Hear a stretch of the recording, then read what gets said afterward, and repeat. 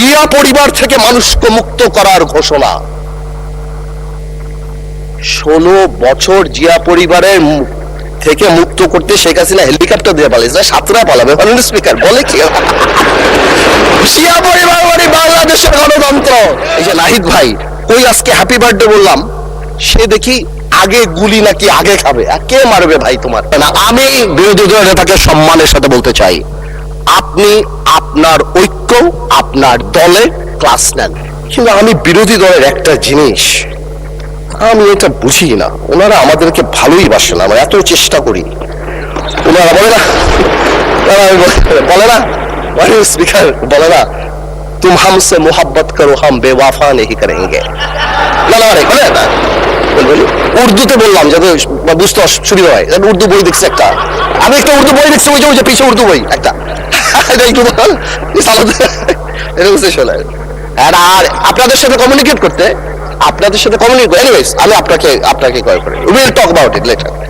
আচ্ছা, এখানে বসে স্পেশালি আমাদের বিরোধী নেতা শহীদুর রহমান সাহেব এত সুন্দর কথা বলে, অর্ধেক তো একদিকে ফ্যানই হয়ে গেছে ওনার কথার। উনি এত সুন্দর করে বলেন, আসুন না, কেন না আমরা এটা করতে পারি না, কেন না আমরা এটা করতে পারি না। মানে স্পিকার, বিএনপি ফ্যাসিবাদীর রাস্তা ধরে হাঁটা শুরু করছে শফিকুর রহমান। বিড়ালের মতো বাঁচতে চাই না, সিংহের মতো বাঁচতে চাই। মানুষ আশরাফুল মাখলুকাত আল্লাহ বানাইছে, আমরা সিংহ বিড়াল হয়ে যাচ্ছি।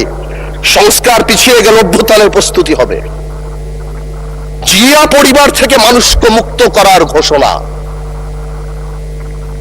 16 বছর জিয়া পরিবারের থেকে মুক্ত করতে শেখ হাসিনা হেলিকপ্টার দিয়ে পালিয়েছে, সাতরা পালাবে স্পিকার বলে কি? জিয়া পরিবার মানে বাংলাদেশের গণতন্ত্র, জিয়া পরিবার মানে বাংলাদেশের স্বাধীনতার ধারক বাহক, জিয়া পরিবার মানে বাংলাদেশের স্বাধীনতার ধারক বাহক। এখন জিয়া পরিবার মানে গণতন্ত্রের এখন কেন্দ্রবিন্দু। জিয়া পরিবার আগামী আল্লাহ, আওয়ামী লীগ সরাতে 16 বছর, আপনাদের সরাতে 16 দিন লাগবে না। এইসব কথা বলার পরও যেই আমরা একটু অ্যাটাকে যাই, আসুন আমরা সবাই এক হয়ে যাই, এই ডাবল স্ট্যান্ডার্ড করে লাভ হবে না। আমি বিরোধী দলের নেতাকে সম্মানের সাথে বলতে চাই, আপনি আপনার ঐক্য আপনার দলে ক্লাস নেন, আপনি বুঝান that he who comes in equity must come with clean hands। আপনি একবার এক কথা বলবেন রাজপথে, গণঅভ্যুত্থান ডাক দিবেন। এই যে নাহিদ ভাই কই আজকে হ্যাপি বার্থডে বললাম, সে দেখি আগে গুলি নাকি আগে খাবে। কে মারবে ভাই তোমার? কেন মারবো? আমরা একসাথে যুদ্ধ করেছি আমরা 2 বছর আগে। why would we do that? এই যে মাইন্ডসেট, এই মাইন্ডসেট দিয়ে আমরা কোনোদিনও কাঙ্ক্ষিত জায়গায় পৌঁছাতে পারবো না। একটু আগে আমাদের মাননীয় আমার তো ভয় লাগে ওনারে, একটু আগে আমাদের স্বরাষ্ট্রমন্ত্রী সাহেব উনি বলে গেল জাতি বিভক্ত করা যাবে না। তো জাতি বিভক্ত না করলে মুক্তিযুদ্ধ ইতিহাস কিভাবে শিখাবো? হাওয়ার সাথে যুদ্ধ করছে, মুক্তি দেয়নি। জাতি বিভক্ত করা যাবে না, বাংলাদেশকে হিন্দু মুসলমানে ভাগ করা যাবে না, আমেরিকার আছে ভাগ করা যাবে না। মুক্তিযুদ্ধের ইতিহাস যখন বলতে হবে, তখন আমি কার সাথে? আমি হাওয়ার সাথে যুদ্ধ করছি, আমরা রাজাকারের সাথে যুদ্ধ করছি, এবং তাই আমরা এখানে আসছি। আজকে তো শেষ। এইবার বলতে চাই, এই তো অনেক কথা তো বললাম, আমি মনে করি এখন আমরা এটাকে চেঞ্জ করবো কিভাবে? How time is extended for another 8 minutes for you. আমি আর আপনি কলিগ মাননীয় স্পিকার, একসাথে পড়াইছি, একসাথে কত কফি খাওয়াইছি আপনারে, এই জন্যই তো 8 মিনিট দিলাম extra. Anyways, thank you, much obliged. First, we need to change the political culture, and we have seen that our honorable Prime Minister started that.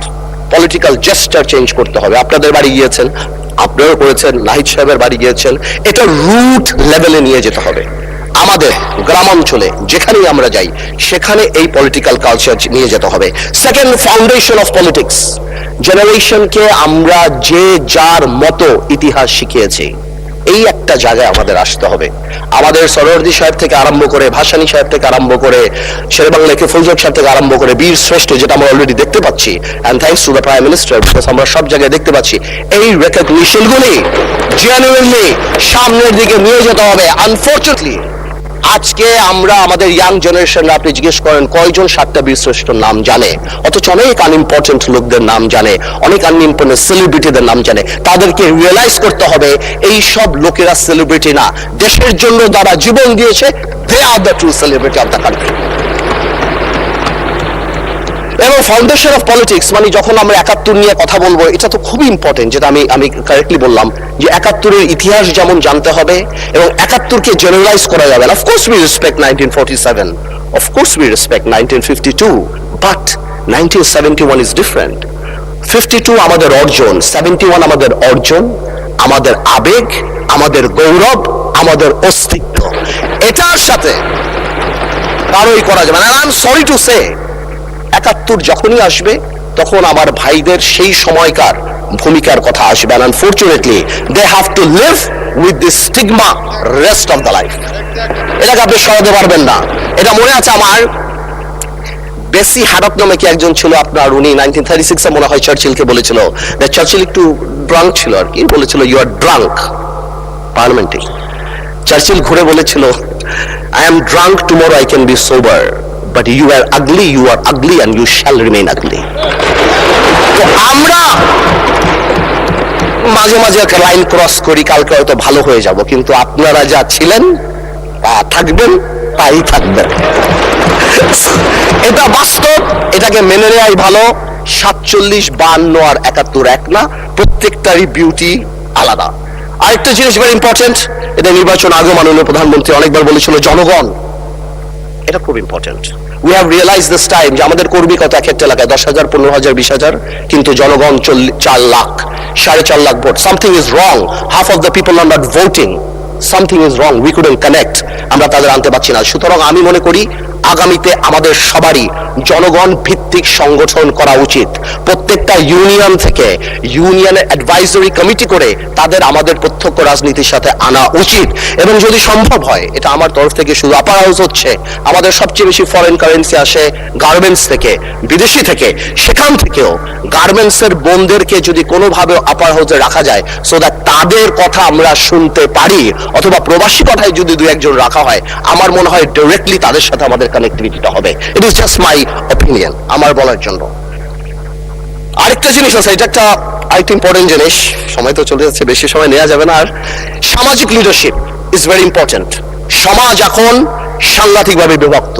আপনি ভোট দিতে যাবেন, কোনো বাড়িতে ঢুকবেন, বাবা সারাদিন নামাজ পড়ছেন, অথবা বাবা সারাদিন কাজ করছেন, তার ওয়াইফ সারাদিন নামাজ পড়ছেন, ছেলে একটা টিকটক করে, মেয়ে একটা কোরিয়ান অ্যাক্টর হতে যায়। উই নিড সোশ্যাল লিডারশিপ, এবং এটাকে একটা বন্ধনে আনার জন্য the only thing is religion আর কালচার। আমরা মডার্নাইজেশন, গ্লোবালাইজেশনের নাম করে আমাদের রুট, আমাদের ধর্ম থেকে অনেক দূরে সরে গিয়েছি। আমাদের ধর্মে আর কালচারে ফেরত আসতে হবে যদি সমাজকে বাঁচাতে হয়। সুতরাং আমরা যারা এখানে আছি, তাদের পলিটিক্যাল লিডার হওয়ার পাশাপাশিও প্রত্যেকেরই সামাজিক লিডারের ভূমিকায় যেতে হবে। বেশি সময় নাই, আমি খালি এতটুকু বলবো, আমাদের দেশে আমরা যারা আছি, আমাদের মাননীয় প্রধানমন্ত্রী আমল থেকে ক্যাবিনেট বাড়ানোর জন্য, আমি শুনেছিলাম এখানে শিক্ষামন্ত্রী ছিলেন, একবার বলেছিলেন বিভিন্ন ল্যাঙ্গুয়েজের কোর্স করানো হবে। আমি মনে করি একটা স্কুল অফ গাইডেন্সও থাকা উচিত। উই ল্যাক হিরোস, আমরা তাদেরকে হিরো বানাবো। প্রায় আমরা হযরত মুহাম্মদ সাল্লাল্লাহু আলাইহি ওয়াসাল্লামের কথা বলি, আমাদের মুশকিলে, আমাদের রাজনৈতিক মুশকিলে আমরা যদি পৃথিবীর সর্বশ্রেষ্ঠ মানব নবী করিম সাল্লাল্লাহু আলাইহি ওয়াসাল্লামকেই ফলো করি, 4 খলিফাই করি, সমাধানের সাথে সাথে একটা ডিভাইন ব্লেসিং আমাদের থাকবে ইনশাআল্লাহ, এবং আল্লাহ তাআলা আমাদেরকে কোনোদিনও বিপদের দিকে নিতে দিবে না। শেষ কথা একটা বলে যাই, অনেকে আওয়ামী লীগ নিয়ে কথা বলে, আওয়ামী লীগের ফিরে আসা নিয়ে কথা বলে। আমি একটা কথা আওয়ামী লীগ নিয়ে পরিষ্কার বলে দিতে চাই, জুলাইকে অস্বীকার করে বাংলাদেশে রাজনীতি করার কোনো সুযোগ নাই।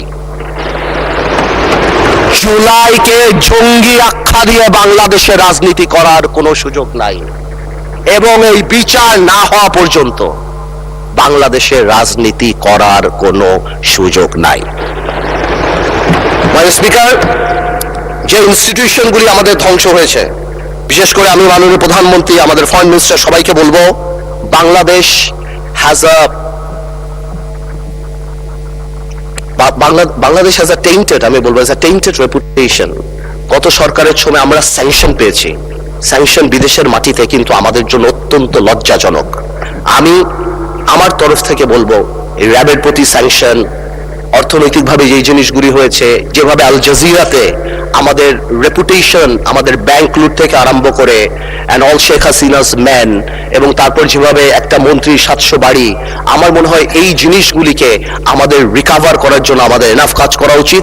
এবং যদি সম্ভব হয় মাননীয় স্পিকার, একটা ইকোনমিক ট্রিজন আইন পাশ করা উচিত, যে ভবিষ্যতে যাদের কর্মকাণ্ডের জন্য বিশ্ব পরিমণ্ডলে বাংলাদেশের অর্থনৈতিক রেপুটেশন নষ্ট হয়, তারা জানি দেশদ্রোহী হিসাবে বিবেচিত হয়।